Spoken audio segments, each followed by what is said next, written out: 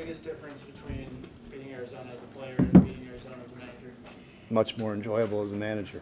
I think it was emotional high. I can see what people say when they talk about it's a different type of high, an emotional high. That was a lot of fun for me personally. Just seeing the way the guys reacted to getting down early and continue battling back against a pretty dang good team. These guys, it's. I said it last on Sunday, but it's great to see these guys feel good about themselves and have something good happen to them and beat a pretty good team. So, we're going to enjoy this one tonight, and then we'll get back to work and start looking forward to Stanford tomorrow. Yeah, and kind of in the beginning of the season, you talked a lot about not being able to get the knockout punch. You got runners in scoring position where you weren't able to push them across. Tonight you had everybody except for Sean get a hit, a lot of them in timely situations. Even going back towards Sunday, how relieving is it to see kind of the page turned and guys getting the timely hits now? I think they're starting to understand how big those are and not trying to do too much in those situations and just continue to get pitches they can handle, for one, and for two, not trying to do too much with those pitches, staying hard up the middle, hard the other way, and good things will happen, not trying to hit the 3-run homer themselves and just figure out a way to get on base, and those are how the big innings start taking to fruition when guys just put together good at bat after good at bat and pass the torch to the next guy, and ultimately someone steps up and has a big homer or a big hit, and that's how good offenses roll. So they've been doing a much better job of that lately, and like I said, top to bottom, it's not just one or two guys, it's everybody contributing, which is great to see, and a lot of young guys contributing in big situations. What were your thoughts on Cam McGee tonight, getting slotted in there at third base? Had a big hit. He had a great play over at third on a running, throwing someone out at first. It was a pretty impressive performance from him. He's, what can you say about it? He's been thrown into some tough situations. He got thrown in against Oklahoma State, number six team in the country, I think, at that time, or maybe number 4 in the country. Gets thrown in there tonight against the number 11 team in the country and doesn't miss a beat. He plays well and plays with some energy and some athleticism, hits a homer, couple of hits, couple big RBIs. He's playing like he belongs out there. So I'm very, very happy with the job he's done. I think he's starting to kind of get over that freshman, where am I, eyes and eyes this big. He's ready to play and ready for his opportunity and did a great job tonight. Speaking of freshmen, what have you seen from freshmen, and what are your feelings about just how much freshmen have stepped up so far this season? They're starting to get feel like they belong. I think as a whole, you start looking at the guys that are contributing. We don't have any freshman arms, so we can't talk about those. But the other freshman, Ryan Campos, is really doing a phenomenal job behind the plate defensively. His at bats just continue to get better and better.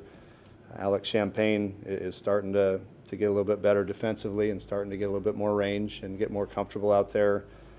Cam, again, did a great job tonight. Jacob Tobias continues to contribute. He's contributed all year, but it's encouraging that those guys are starting to, not only feel part of this, but feel like they can have success. And when that starts happening as a freshman, that individually for those guys the future is bright, and for our program the future is bright with those guys as well. But we're not really looking at the future. We're looking at the here and now, and these guys contributing to what we're doing right now is what's important. And we still believe we got a chance to make some noise.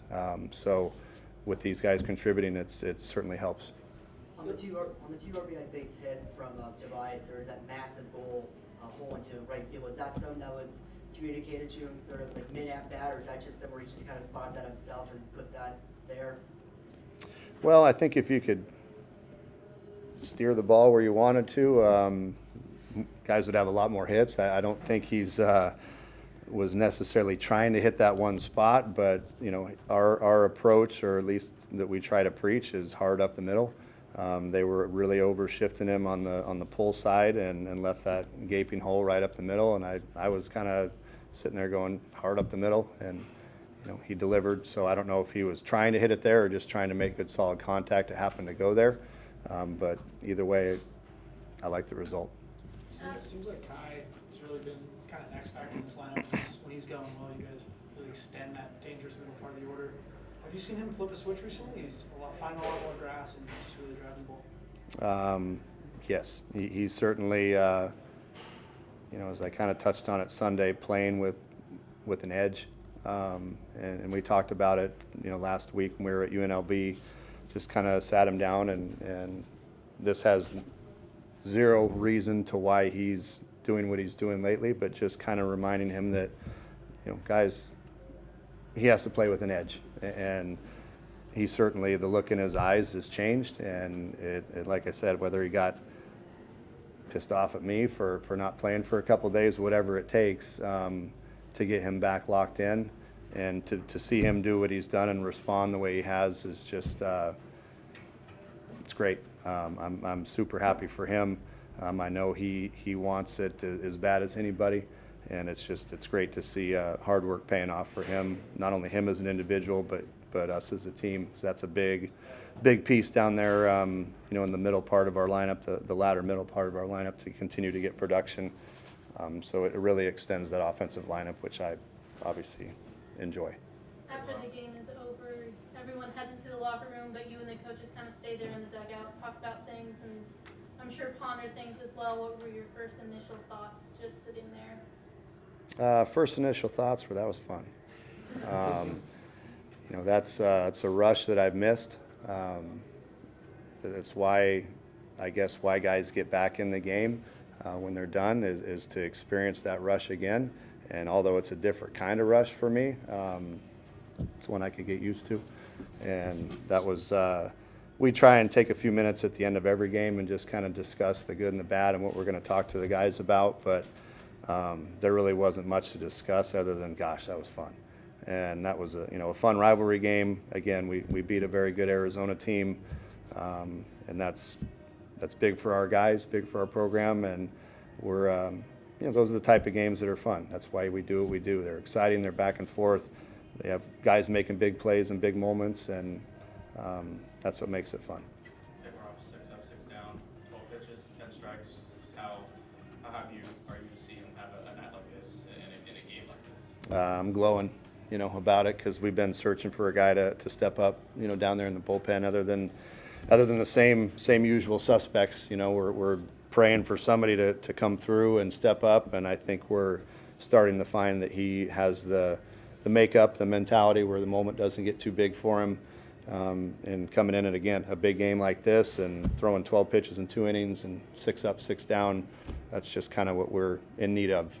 So he stepped up, and we're hoping that he continues to do that. That's a big arm that we need down there in the pen that can come in and give us some good, strong innings late in the game.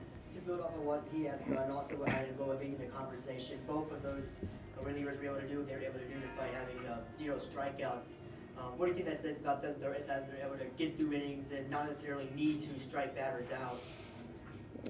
It's, again, something that we kind of preach is attack the strike zone and let your other 8 guys work for you.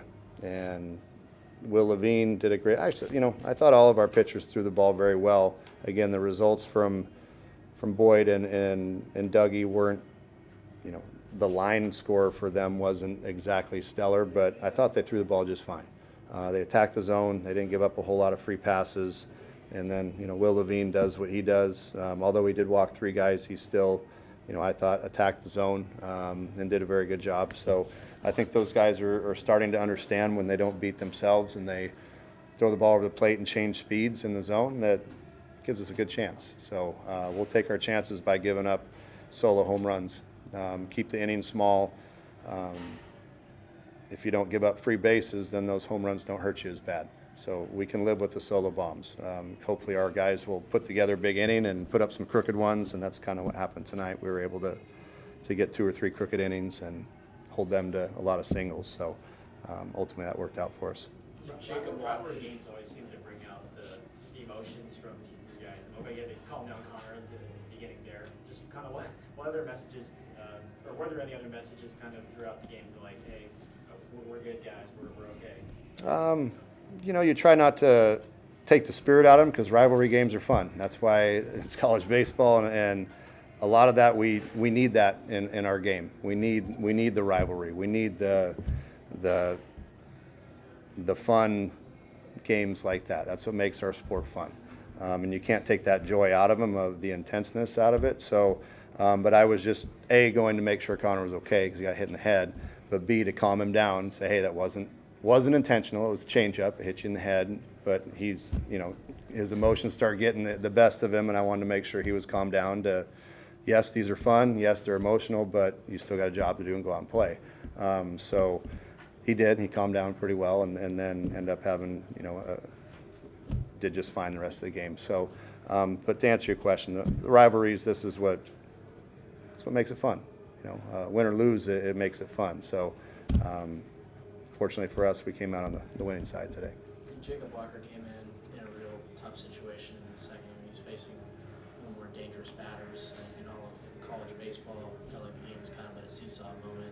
With you guys being down, I mean, how big was that sequence where we get the double play to end the inning, just for the team's confidence and belief that they could come back and win tonight? Well, that was huge because they, again, I think that was Susak that was up, correct? And he had the bases loaded, one out, and really that was kind of an early turning point of that game to where, you know, that kid has the ability to hit the ball a long way, and if we don't get out of that inning with minimal damage, we're fighting a big uphill battle. So for him to get the double play ball right there, you know, I think that was a huge momentum turn, and we end up putting up 2 in the bottom half of that inning and getting right back in it and tying it. So again, Dougie continues to do what he does. No flash, no frills, no gimmicks. He just kind of goes out there and seems to get the job done that we ask of him, and you know, that was big, inducing a double play ball right there to arguably one of the better hitters in the country. Last question, yeah. If you were Travis or anyone really that played at a high level, ever have a moment, like a brain freeze moment like Sean had there in the 8th, are you going to be able to laugh that one off with him, or kind of what happened there, and can you commiserate at all?